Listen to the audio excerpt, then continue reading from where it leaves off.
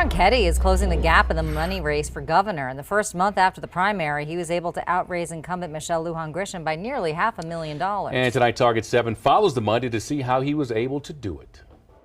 Nearly $2 million was raised in 1 month by the two candidates running for governor. Oh, certainly. The amount of money tells us it's going to be a competitive race. And Mark Ronchetti was able to snag $1.2 million. That's 62% of all money raised in the race in 1 month. The fact that Mark Ronchetti was able to garner so much money in such a short amount of time is not surprising, because following the primary session, a lot of Republicans were waiting. They didn't know who was going to be the candidate. Target 7 combed through the contributions of both candidates to see how Ronchetti was able to outraise Governor Michelle Lujan Grisham. The majority of the money raised came from individual contributions. Ronchetti was able to bring in more than $290,000 from people who identified themselves as retirees. There's a lot of conservative folks in that age demographic that want a conservative vision for the entire state. Political action committees, or special interest groups, also gave to both candidates.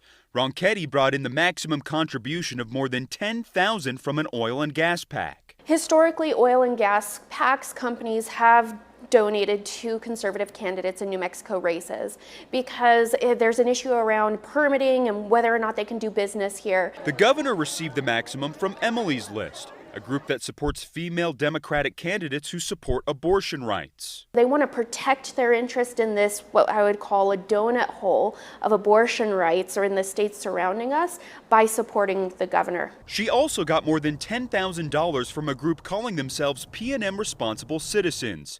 KOAT political analyst Rhiannon Samuel said for the first time, the governor will appoint all of the members of the State Public Regulatory Committee. Part of their responsibilities is to approve any price increases on utilities such as power. If they're donating to a gubernatorial candidate to have influence there, it makes perfect sense why they would want to have a hand in that. Both candidates brought in plenty of money from out of state. 16% of Ronchetti's funds came from outside the land of enchantment, with Texas donors being his biggest supporter. A quarter of the governor's money came from out of state, and the majority of them were from California.